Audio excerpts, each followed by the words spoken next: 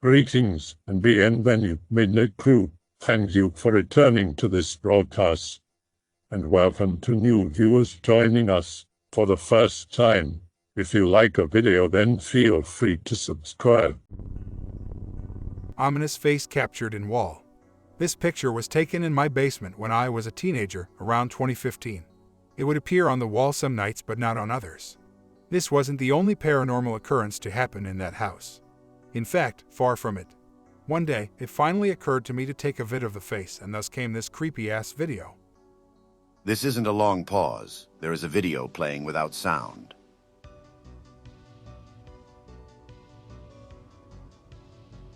For those who are just listening, Anon is zooming in on what seems to be a face forming on his wall.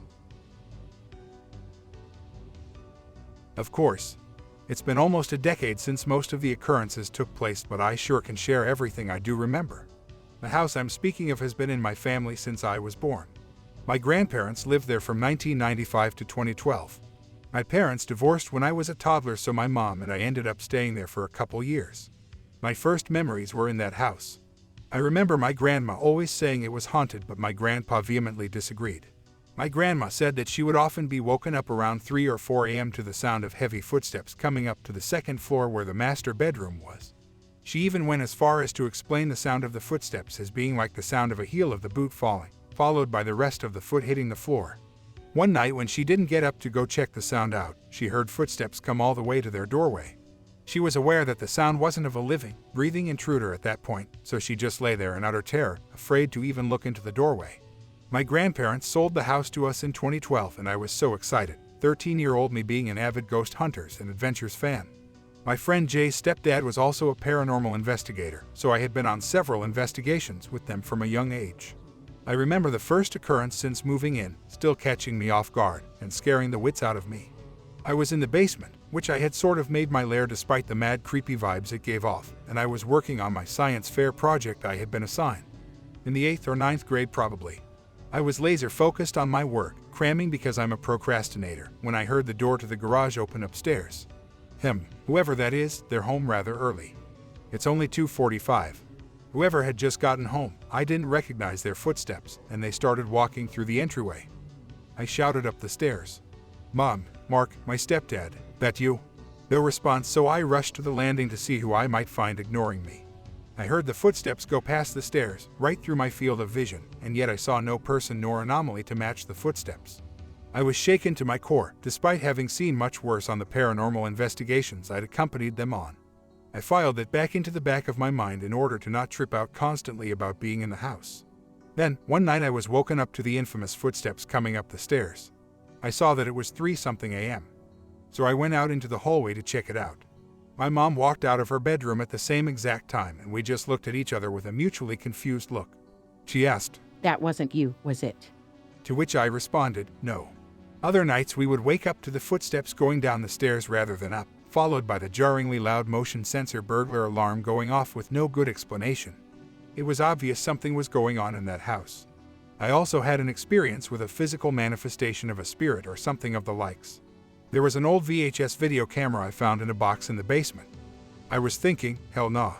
This is something straight out of Sinister. So I put it back and forgot about it for a while. Then one night when I had a friend over who I had told of the camera, and he coerced me to get it out and try it. We had an old creepy crawl space that was filled with ashes and what appeared to be bone fragments. I had crawled in it one day when my friends and I were playing ditch.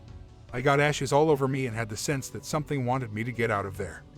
So I just forfeited myself to the friend we were ditching and didn't speak of it. So, when my friend and I got that massive old VHS camera working, I spilled the beans about the crawl space vibes I had got. The camera had a tripod, so we decided to set up the camera aiming at the crawl space and went about with our shenanigans for the night. The next morning, we ejected the VHS tape and put it in the tape player built into the TV. I said, "Hold on, we have about 8 hours of footage. I've seen this on Ghost Hunters. We should just put it on fast forward and watch for any subtle changes. If we see anything, we pause it." So that's what we did. I hit fast forward and paid a great amount of attention to every little pixel. I noticed them start to produce little anomalies within the pixels, but assumed that phenomena could be attributed to the camera's age. Then the anomalies started to form a more recognizable one. One that can only be described as a human-like face poking out of the crawl space. I quickly remembered to try and find it. Then once I passed it in rewind, I hit fast forward again and hit pause, play, fast forward in rapid succession until I hit pause at the perfect moment, and was looking dead into the eyes of something that, objectively, looked human, but from my own subjective standpoint, could not have been. I could make out all of the facial features, not like a full-blown human staring back at me. More like a gray impression of a face emerging from the black nothingness of the crawl space. Like someone's head from another dimension, just barely poking through the fabric of space-time to take a peek around. As if the crawl space acted as a portal for this entity to peer into this world. And judging by the vibe that was present in the house, I wouldn't say its intentions were good either. After stupidly using a Ouija board in the house with my friend, the activity became less ambiguous. The smell of dead pests, to which my family reacted by having pest control come. They would never find a body. Static objects such as books and porcelain plates would be conveniently knocked off of shelves with no apparent explanation.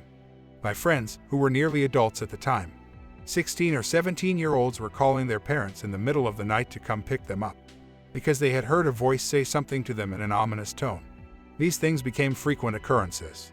The face in the wall seemed to present at the peak of the activity. Myself and 2 of my friends were tripping on acid that night. The 3 of us were the ones out of my friend's circle who couldn't be scared away by anything in that house. My friend D was the one who pointed out the face.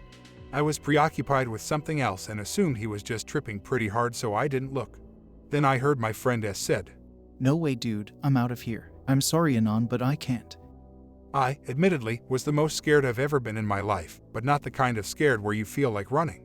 I was the kind of scared where you feel like there is nowhere to run. I finally understood the phrase frozen in fear. We all were frozen. All I could think to do was reach for my phone and get a video and a couple pictures, which I've since lost. I felt that the presence of whatever was manifesting was all around us. Felt like there was no point in running. I thought running might cause this thing to actually start chasing me. It dissipated shortly after the video and we stopped hanging out in the basement after that. I'm sure I'm leaving out a lot, but this already is a lot and I feel like you get the picture. A few months before I turned 18 and moved out with my girlfriend at the time, and my mom sold the house. I do believe the paranormal activity was a factor in that decision because my mom was no skeptic by any means. For the time we lived there, she accepted that it was just something we had to live and coexist with. Then, when it came to the point of objects thrown and the wretched smells, it became less bearable. So the house was sold in 2016, and that's the end of that story. Anybody still reading? Thank you. I'm from the Netherlands and this happened to me. I hope someone can help me out because it has been haunting me for years now. When I was younger, I always had this feeling someone was standing behind me and I saw black shadows every morning. I stopped seeing them and moved on until this happened. One night I saw this figure in the middle of my room against the wall. It was very tall, like 9 feet or something, very skinny, like you could see his ribs and spine, and had gray/blackish skin.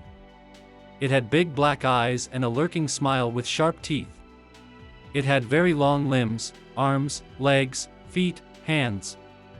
I remember it had a chain around its neck and it had little horns. It was very slow. At that time I was in an abusive relationship and I was very depressed. It seemed to haunt me every time I got into a new relationship. If I brought my girlfriend home, my behavior changed. I got grumpy and irritated, and if she gave me love I got terrified, my whole body started to shake and talking was hard. When we broke up everything was fine again and I could leave it behind. After years I started dating again. But the minute I brought someone home it was like, nope, this doesn't feel right, and I got this overwhelming feeling again, even with friends sometimes. I tried to block this whole thing, but it's only possible if I stay alone. My sister saw it standing on the stairs to my room one day. She described it the same as how I saw it that one time, but it didn't do anything. She said it just stood there. After a while, I met this girl.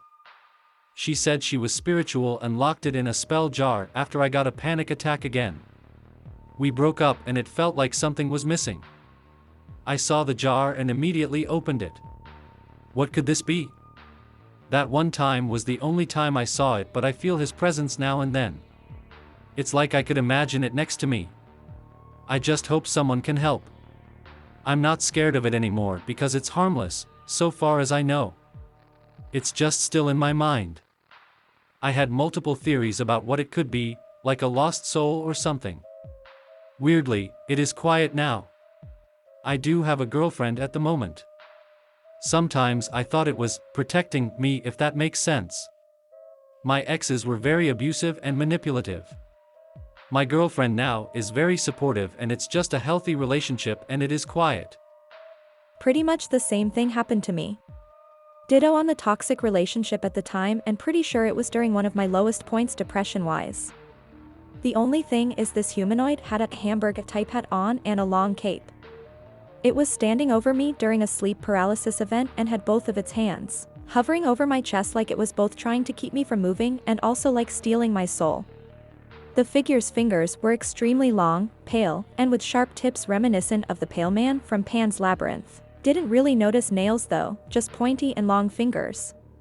When I was finally able to move, the thing just dissipated into the ceiling. Literally felt like a demon feeding off low vibrational / fearful frequencies. I have seen something similar where I grew up.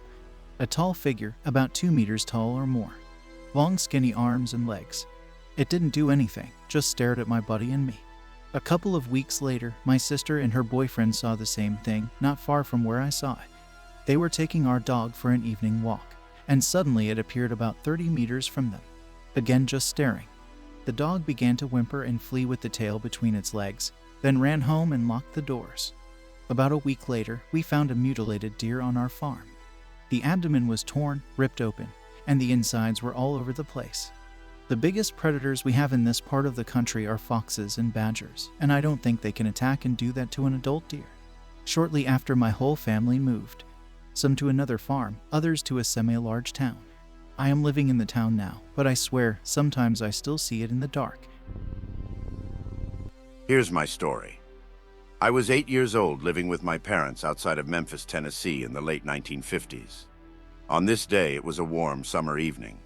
My parents were next door talking to the neighbors. All the kids were running around and playing. The neighbors had a station wagon parked in their driveway and the tailgate was down. I wasn't watching what I was doing, and while running I tripped and went face first into the tailgate. I split my lip all the way down from my nose through my lip. My upper lip was laid open, so I had to go to the hospital. I was terrified of needles and fighting the nurses as they tried to give me a local anesthetic before stitching me up. I was a strong little kid, so 3 nurses pinned me down, and I remember one nurse saying, "We're going to play cowboys and Indians. We're going to tie you up."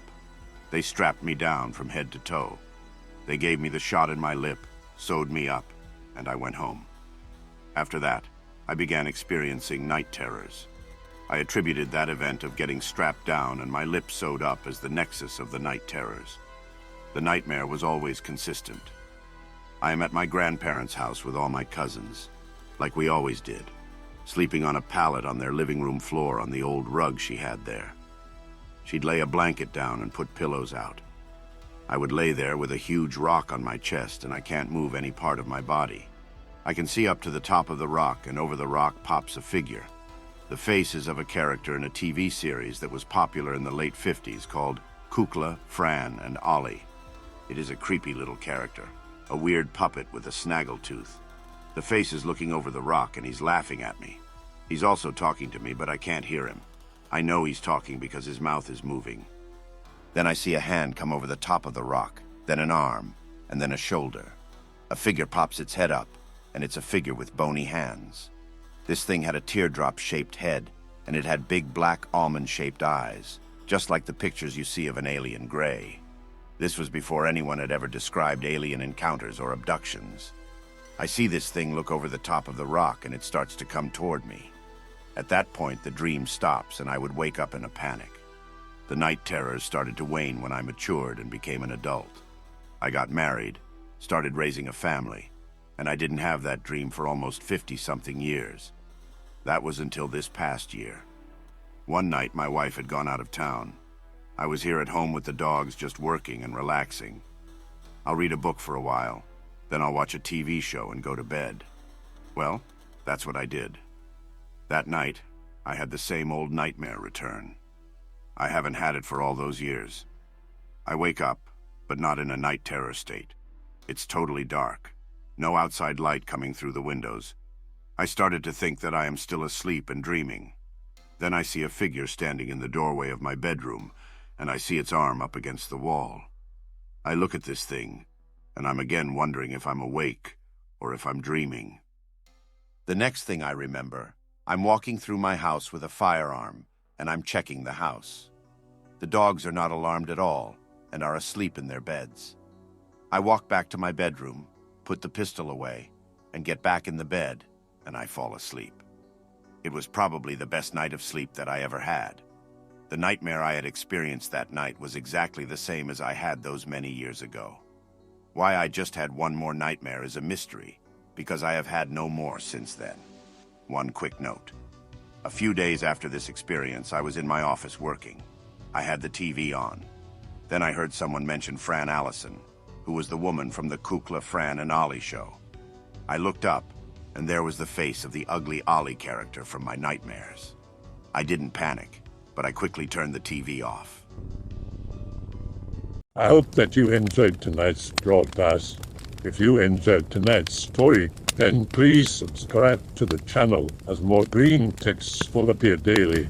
A new broadcast will appear when the clock strikes midnight Central Time.